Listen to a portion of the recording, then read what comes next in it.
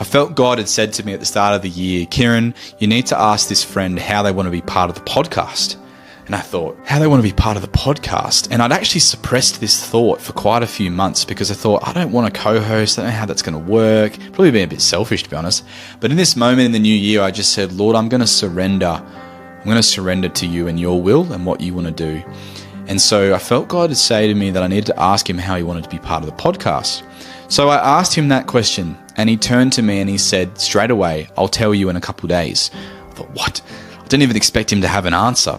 But then he said, actually, you know what? I'll tell you now. It's too obvious that God's, speaking to me as well. And I thought, oh, what's he going to say? And he turned around and he just said, God's told me to pay for all of your podcast gear for a home setup. You see, this whole journey, I haven't had any of my own gear, apart from this mic. I've been depending on other people, which has been fantastic. I'm so appreciative of the way God's provided. But he just said, you need a home setup, and God's been speaking to me about providing for that. And he was bringing it to my mind all day until you then asked me this question.